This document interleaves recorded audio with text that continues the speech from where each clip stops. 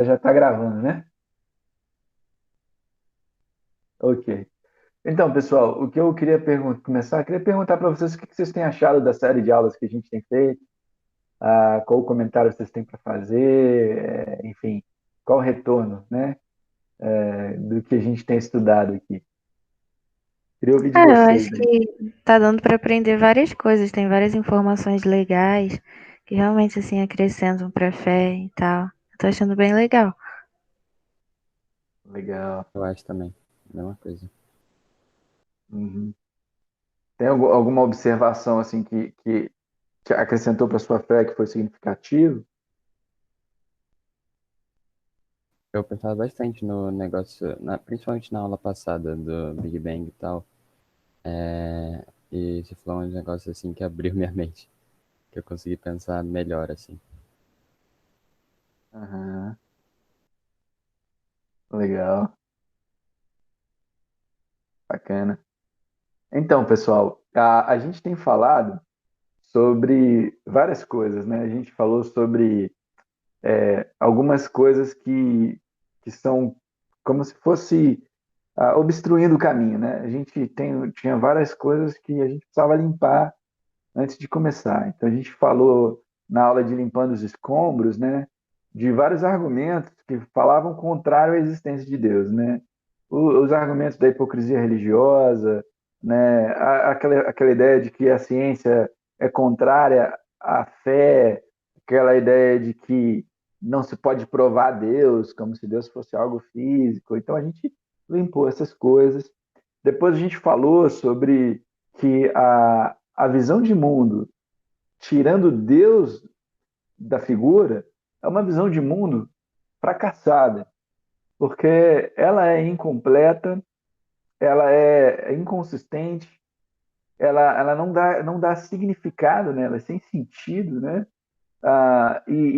Enfim, ela é inconsistente, ela não consegue dar, e amoral, né? Ela não consegue dar significado. Então a gente falou que ela era sem sentido, uma visão de mundo sem Deus é um fracasso, né? Então faz mais sentido você acreditar em Deus do que você não acreditar. Aí depois a gente começou a falar para ver se tem alguém em casa, né? Bom, a gente viu que tinham argumentos que não eram para ser usados, né? Porque estavam formulados de forma errada. A gente falou sobre a visão de mundo ateísta e a gente viu, tem alguém em casa? Deus existe? Será que tem algum argumento para Deus?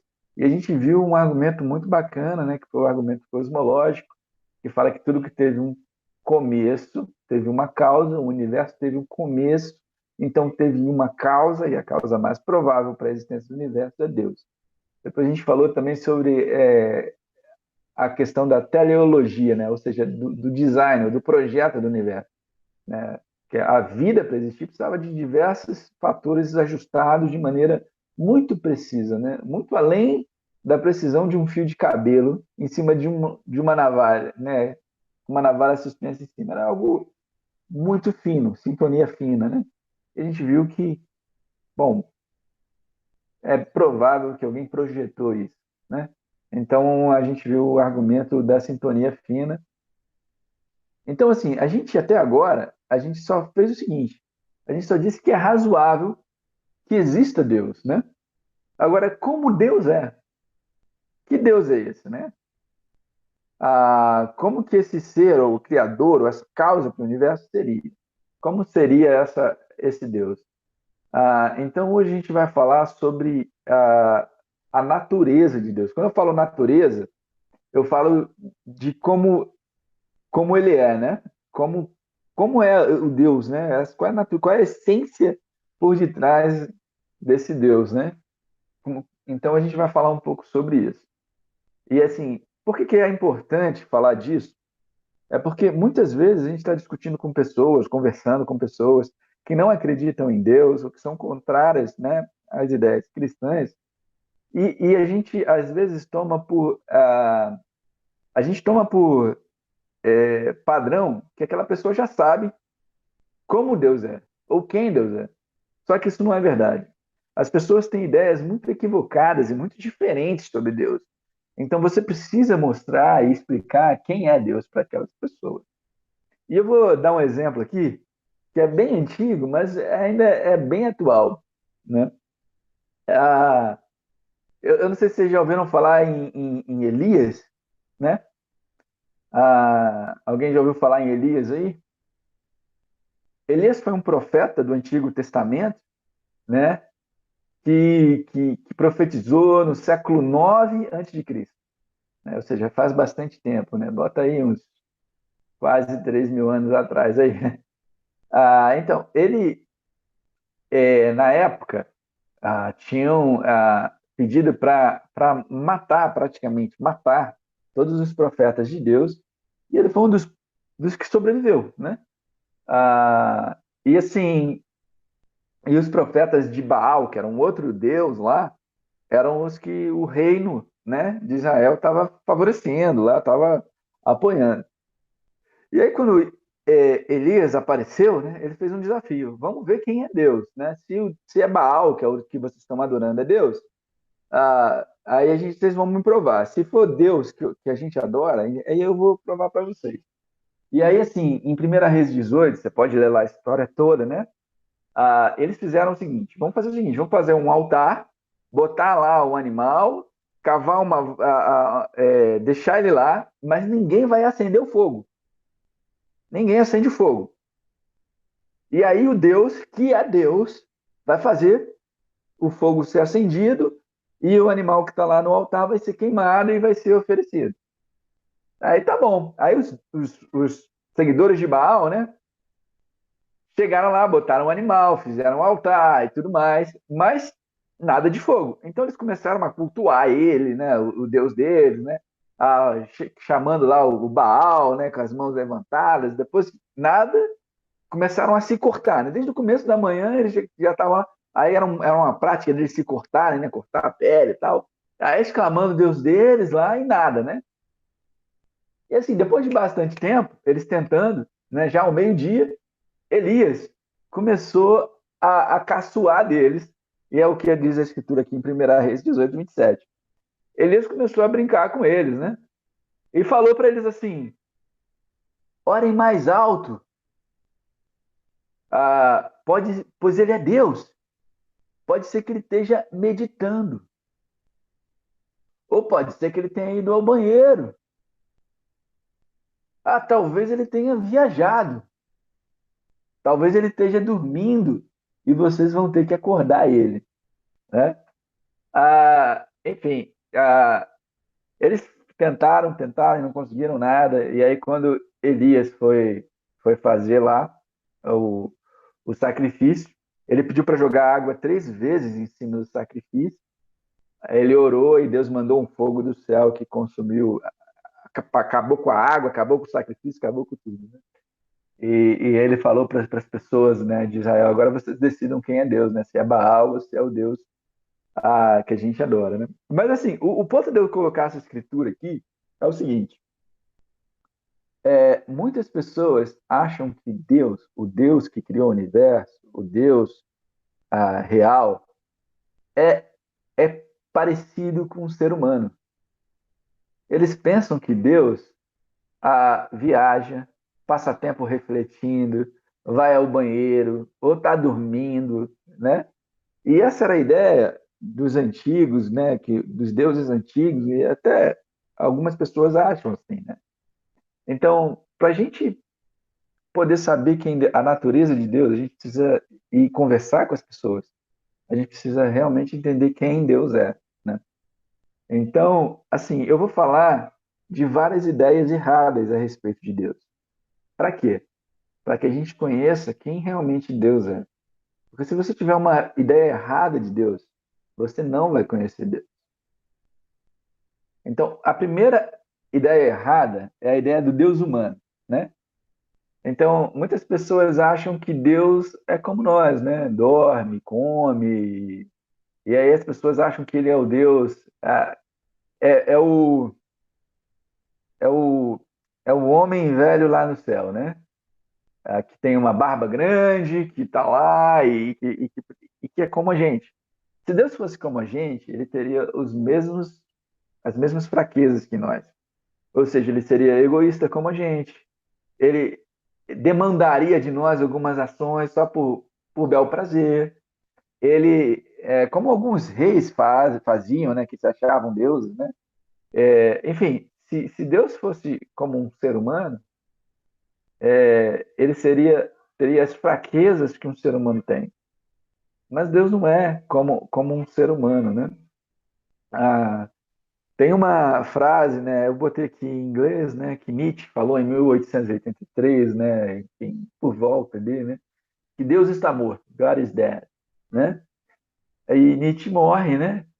E aí essa é uma frase que colocaram num seminário lá, e botou Nietzsche is dead, Deus, né? Então, é, mas a ideia que Nietzsche tinha sobre Deus estar morto é que a ideia dele era o seguinte, que quem criou Deus foi o homem.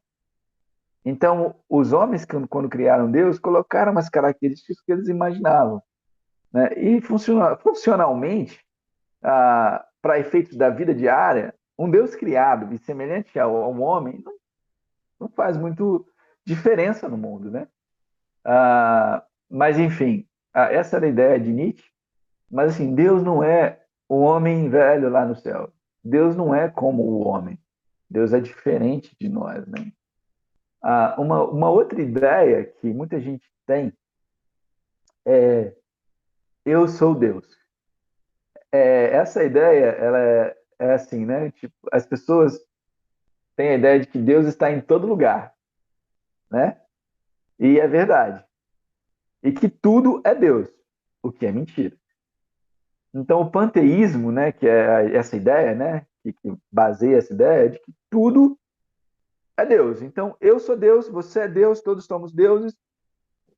Deus, e a gente tem essa ideia, então, de que se a gente se sintonizar no universo, a gente vai ir para Deus, né? Mas a verdade é que Deus não é a natureza, nós não somos Deus. Deus tem uma característica individual, ele tem uma vontade individual, ele é diferente de nós. E se nós fôssemos deuses, né, ou Deus, né, a gente iria concordar, mas no mundo religioso, no mundo como um todo, tem várias religiões. E as pessoas discordam entre si. Essa ideia de que todos os caminhos levam a Deus, né, não é verdadeira, né? Deus ele tem uma vontade e ele é um indivíduo, né? Ele tem uma característica que o caracteriza, tem características, né, que o caracterizam como Deus. Então essa ideia eu sou Deus não é boa não. Eu não sei, são mais novos que eu, né? Mas não sei se vocês viram Jornada nas Estrelas, né? Mas tinha os Cavaleiros Jedi, né? E a gente tinha aquela ideia da força, né? A força era algo místico, né?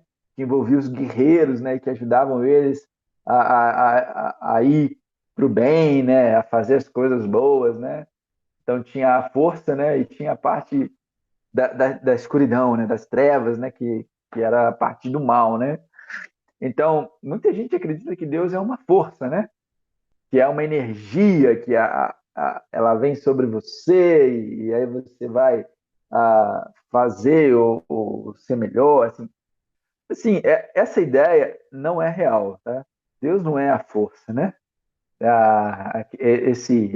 É claro que existe o Espírito de Deus existe, né? Mas sempre o Espírito de Deus trabalha de acordo com a palavra de Deus. Não é aquele negócio, estou me sentindo mais forte, estou sentindo uma sensação de que eu devo seguir esse caminho, né? Não é tão subjetivo, né? Eu não quero tirar toda a subjetividade. Existem coisas na fé que podem ser um pouco. A gente não conseguir explicar, existe uma certa subjetividade dela. Mas Deus não é subjetivo. Deus ele tem.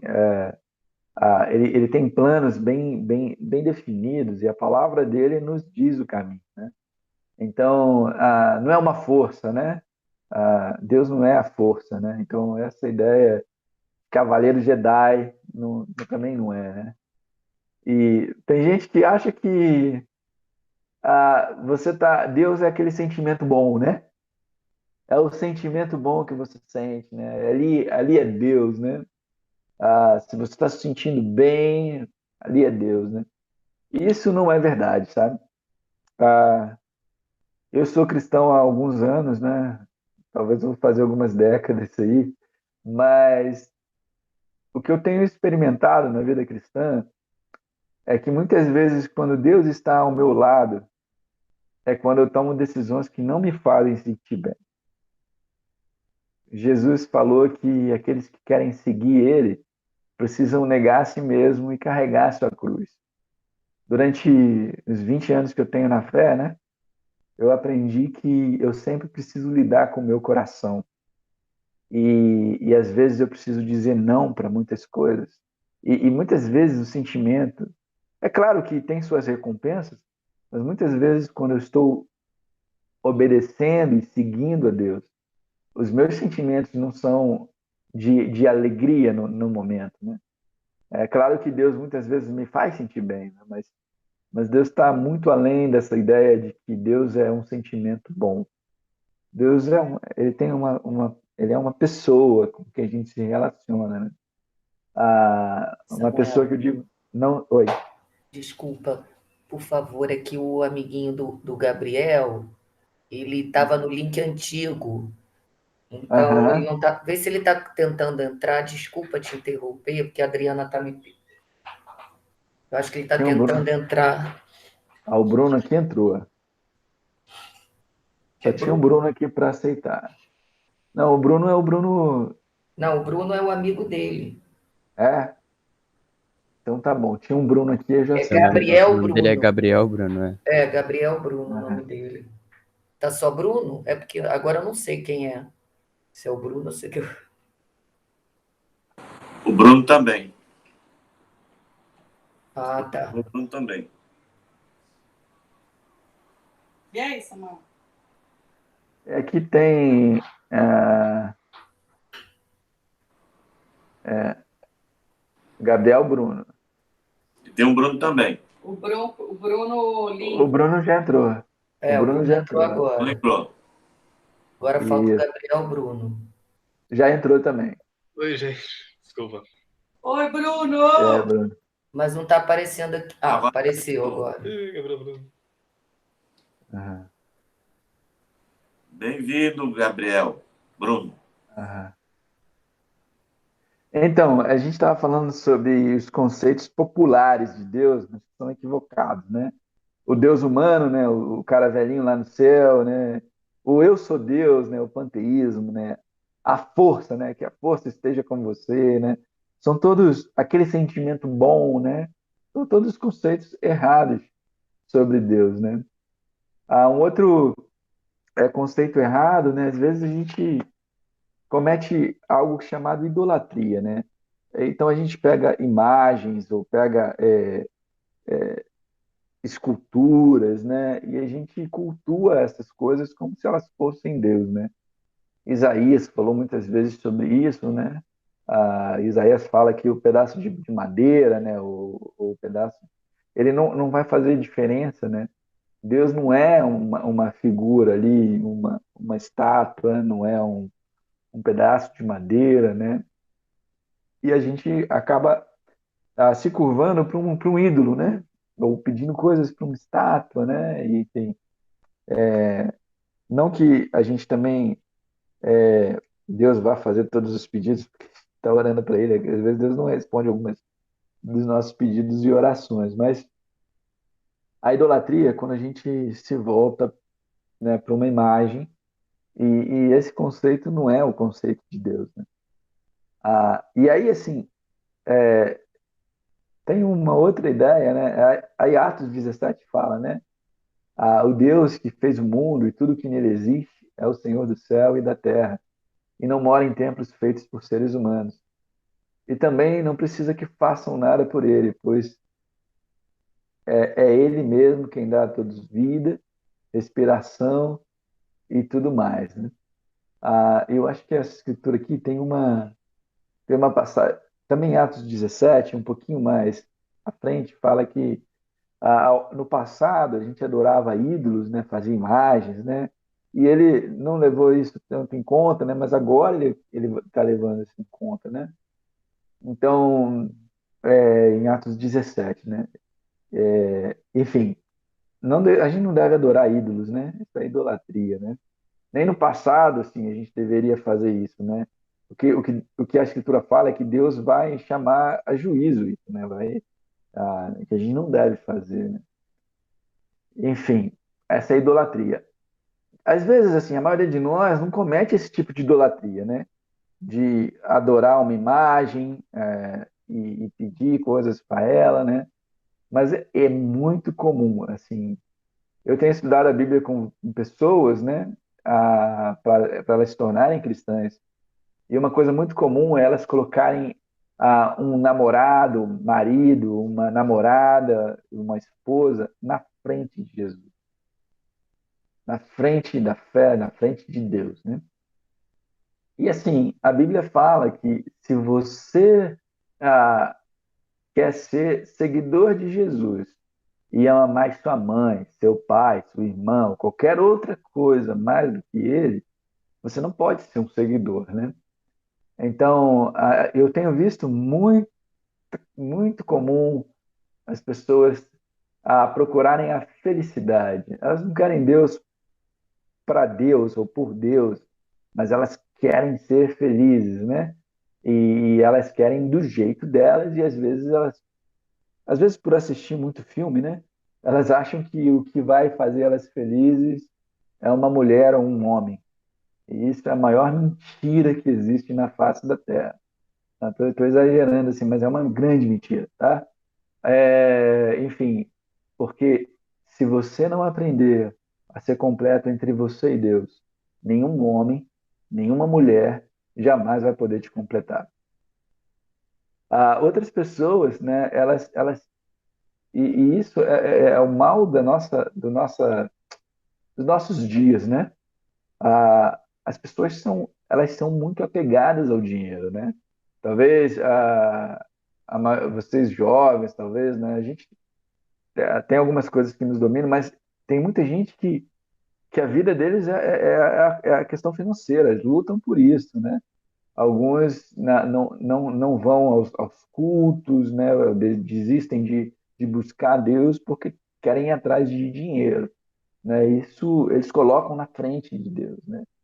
Dinheiro aqui é uma das coisas, né? Mas tem outras, né? Eu vejo assim muito comum hoje, né? Eu não coloquei aqui na foto, né? Mas tem pessoas que são fanáticas por celular, né?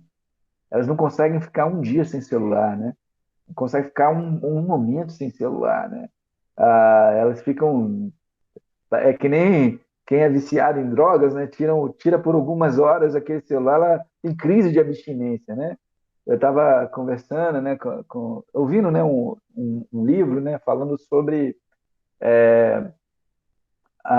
o tédio, né? A palavra tédio, ela não existia na nossa sociedade, né? Ela é uma palavra recente. Talvez tenha um século, um pouquinho mais, assim, né? Mas as pessoas não ficavam entediadas, né? Mas agora, com o computador, com o celular, você tira eles, não tem TV, não tem celular, as pessoas não param para ler um livro, fazer alguma coisa diferente, elas precisam ter uma tela. E aí,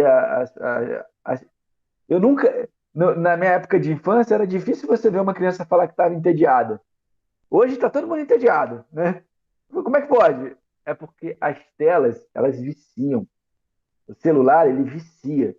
E às vezes, em vez de você parar para ler um livro, ou ler a Bíblia, ou conversar com uma pessoa real, você está numa rede social, você está fazendo outras coisas, né? Então, é uma espécie de idolatria também, né? Por isso que eu estou comentando aqui, né? Tem pessoas, né, que idolatram os livros, né? Eu adoro estudar, eu gosto muito de ler. Ah, mas às vezes a gente tem que fazer algumas escolhas que é não fazer o que nós queremos, né? Enfim, e às vezes, por exemplo, Deus nos chama a fazer outras coisas, né? Eu não posso ficar lendo livros enquanto, por exemplo, a minha casa tem um monte de coisa para fazer. Minhas filhas precisam de mim, minha esposa precisa de mim. Então, é preciso ter as prioridades certas e se curvar diante da vontade de Deus e não dos meus desejos, né? Isso é outra idolatria, né? Tem gente que ah, é, eu fiz faculdade, né? E a gente tinha um coeficiente de rendimento na faculdade, né? Então, quem tinha o maior coeficiente de rendimento, né? Ou se formava com um coeficiente de rendimento acima de 9,5, né? Ganhava um título, né? Você se formou com magna cum laude, ou você se formou cum laude, que significa, são frases latinas, né? Formar com honra, né? Então, às vezes, você luta para você ter uma boa formação acadêmica, o que de fato não é errado, tá? Mas se você não para se curvar diante de Deus, antes de se curvar diante da sua formação acadêmica, você está colocando a sua formação acadêmica como um ídolo na sua vida. Então você tem que tomar cuidado com isso, né? Uma outra forma de idolatria é o trabalho, né? É a carreira, né? Tem pessoas que, hoje em dia, eu falo isso como os trabalhos são muito exigentes. Você trabalha, às vezes, 8 horas por dia, e aí você vai para casa e você ainda está pensando nas questões do seu trabalho. Como é que eu vou resolver isso, aquilo e tal, enfim. Ah, e assim, eu acredito assim, que é importante a gente saber ter um bom equilíbrio. A Bíblia nos chama a ser bons profissionais, e isso é bom. Mas a gente precisa ter um equilíbrio para não colocar o nosso trabalho como prioridade na nossa vida. E, e vamos ser honestos, tá? Algumas vezes no seu trabalho você pode ser pedido para fazer coisas que você sabe que não deveria fazer. E aí você vai ter que fazer uma escolha se você vai escolher o que Deus fala na palavra dele ou o que o seu superior está falando. E às vezes não é correto. Enfim, existem vários tipos de idolatria, né? Então, idolatria é quando você coloca qualquer coisa antes de Deus. Deus precisa estar acima de todas as outras coisas. Então, a gente falou aqui de alguns conceitos, né, que estão errados, que são conceitos populares, né? A ideia que Deus é humano, que tem as mesmas fraquezas que nós temos. A ideia de que eu sou Deus, né? É o panteísmo, né? Tudo é Deus, Deus está em todo lugar e todo mundo é Deus, enfim. Bom, não é razoável. A ideia de que Deus é uma energia, né? É uma força que move as coisas, que às vezes move você, né? Ou que Deus é um sentimento bom, né? A gente falou sobre a idolatria, né? E sobre essa idolatria moderna, né? Agora, vamos falar sobre um conceito razoável sobre Deus, né? Ah, bom, algumas pessoas, né? Elas acham assim que eu não coloquei essa ideia, mas ó, a gente não tem que conversar sobre Deus, sobre religião, não pergunta nada, cada um fica na sua, né? Isso também é uma ideia errada, né? Mas assim, quais são os conceitos razoáveis sobre Deus, né? Então vamos falar sobre algumas coisas sobre Deus que são razoáveis, né? Deus, ele está além do espaço e do tempo, né? Tentar limitar Deus a um local e um tempo particular é um fracasso. Deus, ele está além do espaço e do tempo, sabe? Os físicos, seguindo as ideias matemáticas tanto de Einstein como de outros, eles sabem que o espaço-tempo ele forma um contínuo. Eles chamam de que o espaço, ou seja, o tempo existe porque existe espaço, o espaço existe porque existe tempo, né? Aí eles formam um contínuo. Assim, a gente tem algumas implicações disso. Qualquer coisa ou pessoa fora do nosso universo, ela vai estar fora do tempo que a gente vive, né? Ela não está presa ao mesmo tempo que nós estamos. Ela está fora. Ela não experimenta da mesma forma o tempo, ou as transições de tempo, da forma que a gente experimenta. Então, Deus, ele está fora do nosso universo. Ele não está limitado pelo tempo do mesmo modo que a gente está. Então, Deus tem toda a eternidade. Presta atenção, Deus tem toda a eternidade para ouvir uma oração que foi feita em frações de segundo. Talvez por um piloto que está num avião caindo em chamas. Ele tem a sua vida inteira na frente dele como uma folha de papel, do início ao fim. Ele vê tudo e pode trabalhar nela como um todo, tanto no agora como no futuro, quanto antes. Então Deus está fora do espaço-tempo. Né? Deus está fora, né, do espaço-tempo. Fora que eu digo, ele está além do espaço-tempo. Né? E consegue trabalhar nossas vidas. Ele não está limitado pelo espaço, ele pode estar em todos os lugares ao mesmo tempo e ele está trabalhando na vida de cada ser humano do mundo ao mesmo tempo. Então, tem algumas passagens, né, que são interessantes, né? João 4:24, né, fala que Deus é Espírito, né?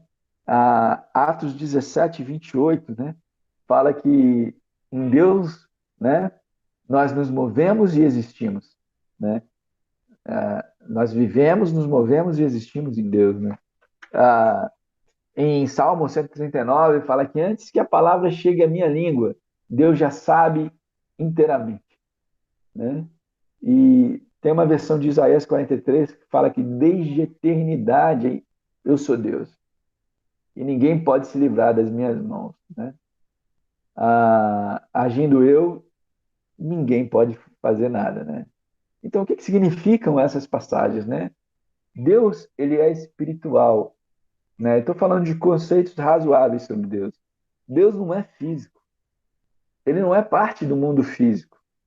Embora ele seja onipresente, ou seja, está em todos os lugares, e esteja próximo de cada um de nós, ele também está além do universo, além do cosmos. Ele transcende o cosmos. Né? Pessoal, eu estou falando de algumas coisas aqui que talvez você ache complicado. Se você não entendeu, você pode falar, não estou entendendo e tal. Você fala, tá bom? Fica à vontade. Assim, uma coisa que acontece também sobre Deus, Deus está além, Deus é espírito, ele está além do espaço, né, e do tempo, né? Deus, né, fala que nele nós nos movemos, nele nós vivemos, nos movemos e existimos, né? Então, assim, Deus tem um completo conhecimento do futuro, né? Ele está além do tempo, né? Nós não nos movemos e existimos em Deus, é como se ele estivesse numa dimensão além da nossa, né? Então, tem uma história que eu quero contar para vocês. Até o Gabriel, né, uma vez perguntou, né, uma pergunta e eu falei, né, a respeito. Tem um livro, né, chamado Planolândia. Eu não sei se vocês já ouviram falar nesse livro, né? Eu comentei com o Gabriel a respeito, né? E ele foi escrito no século XIX por um matemático de Oxford. E ele conta a história de um quadrado, né?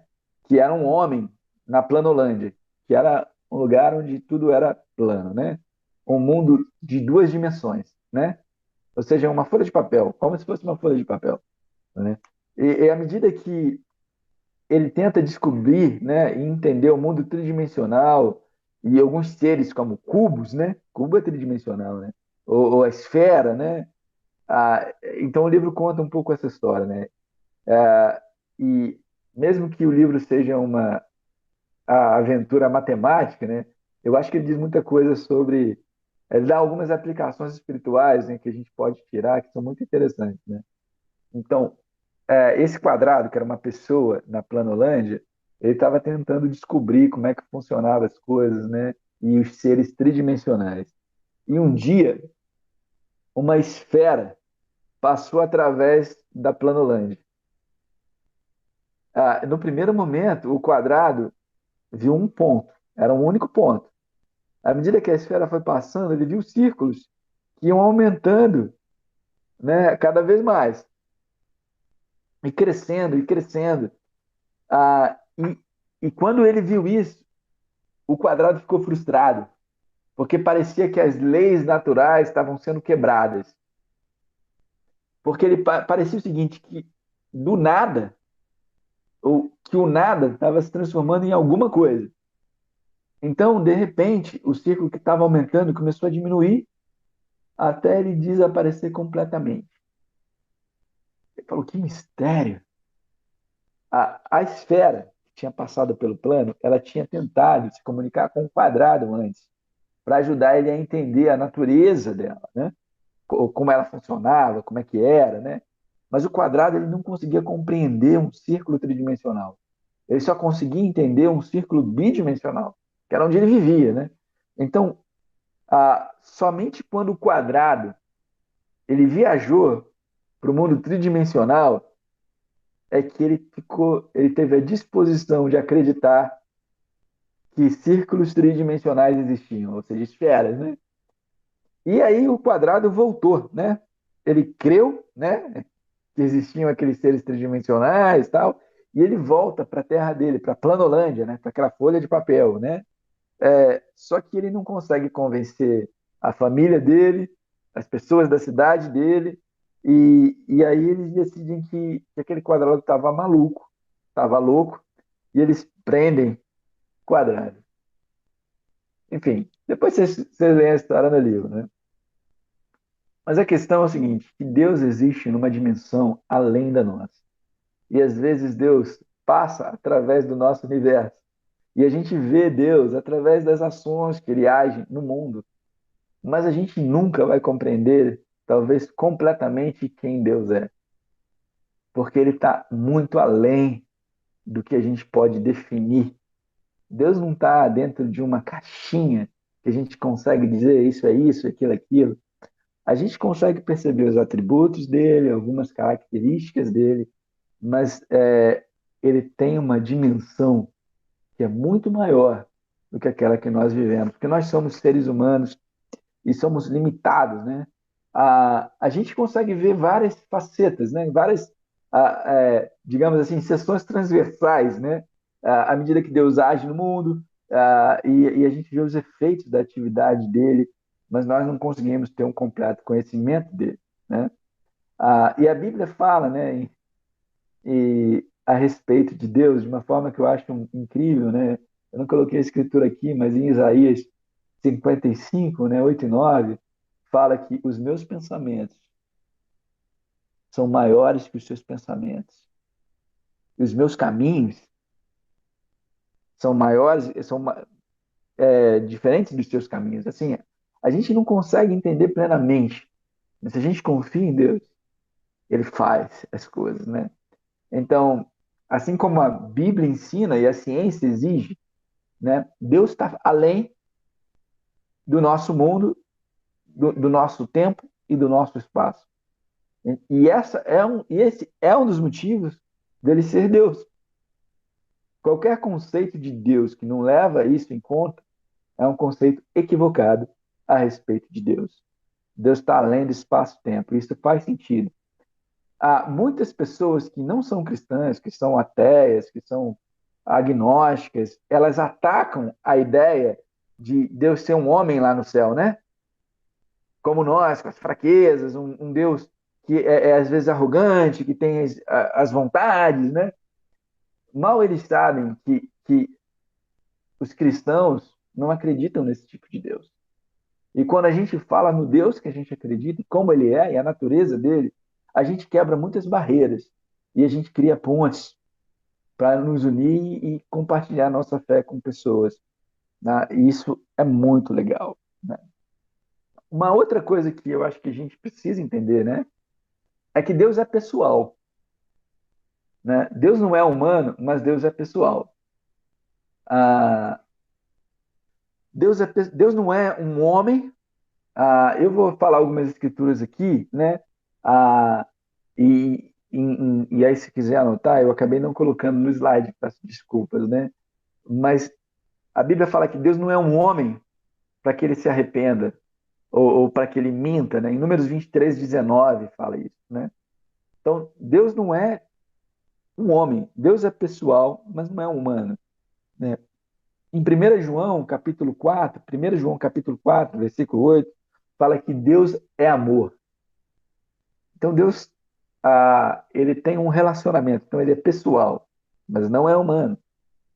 Ah, Em Abacuque fala que Deus tem os olhos que percebem o mal e ele não tolera quando o mal acontece, ele age com justiça, né? Enfim, ah, o que essas passagens que eu li com vocês querem dizer, né? O que elas significam, né? Quando a Bíblia fala que Deus não é homem para que minta ou para que se arrependa, Deus não é humano, né? Ele não tem fraquezas humanas, como fatiga, né? Ficar cansado, egoísmo, subjetividade. Ele não cobiça, ele não tem luxúria e inveja, né? Deus não é um homem, né? A Bíblia fala que Deus é amor. Deus é bom e seu amor é consistente, é constante. O propósito de Deus para as nossas vidas é bom e nós devemos descobrir esse propósito e viver por ele, né? E quando a Bíblia fala que Deus julga com justiça, né? Que ele não tolera o mal, mas ele age, a, a Bíblia está dizendo que Deus não tem pecado e Deus não pode corromper o seu caráter e tolerar o mal. Ele é justo. E assim, aí eu falei sobre Deus não ser humano, né? Deus ser um ser relacional que ama. Ah, algumas pessoas falam, Deus criou o homem para ele não ficar sozinho, porque ele precisava ter alguém para amar ele, assim. Mas Deus é amor antes mesmo do homem existir. E uma coisa que que é interessante é que o amor existe em Deus antes do homem existir. E você pode se perguntar como isso, né? Mas uma coisa interessante é que Deus ele existe em três figuras. A gente chama de trindade, né? Deus existe como Pai, como Filho e como Espírito Santo. A gente chama isso aqui na teologia das três pessoas da trindade. Ah, tanto o Pai, quanto o Filho, quanto o Espírito Santo são Deus. Mas o Pai não é o Filho não é o Espírito Santo e o Espírito Santo não é o Pai. Mas o Pai é Deus, o Espírito é Deus e o Filho é Deus. Em essência, eles são um só e são pessoas diferentes, mas eles vivem num relacionamento perfeito, né? Bom, isso é um pouco complicado, né? Ah, mas é isso.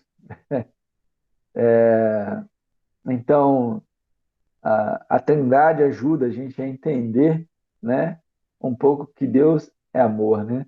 Uma das analogias que eu costumo fazer, né? Nenhuma analogia é perfeita, né? Mas é uma analogia que ajuda a gente a entender o conceito da Trindade, são os estados físicos da água, né? A água, ela pode existir na forma líquida, na forma sólida, como gelo, ou na forma de vapor. A água líquida, ela não tem as mesmas características que a água no estado sólido, que é o gelo. A água líquida não tem as mesmas características que a água no estado gasoso, né? Ah, mas continua sendo água, o gelo, né? Continua sendo água e o vapor d'água continua sendo água. Então, elas têm a mesma fórmula química, né? Apesar de estarem em estados diferentes, né? Ah, assim, isso não quer dizer que a água é o filho, o vapor é o espírito e o gelo é o pai. O gelo é mais duro, o espírito é mais suave e o filho é mais fluido. Não, isso não quer dizer isso. Isso é uma analogia, irmão. É só para ajudar a gente a entender, mas nenhuma analogia é perfeita, né? Mas é para dizer que existem três pessoas que compõem Deus. Então, isso é a natureza de Deus. Deus é assim. Quem é Deus? É isso aí, estou te falando, é isso aí. Se você for para a Bíblia, ela vai te falar isso aí, né?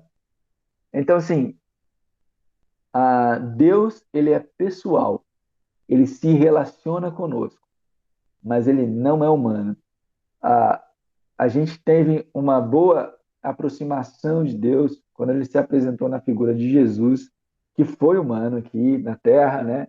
Experimentou isso e ressuscitou, né? Fisicamente, né? Mas assim, a gente não deve ter a ideia de que Deus ele tem as mesmas fraquezas humanas que nós temos, né?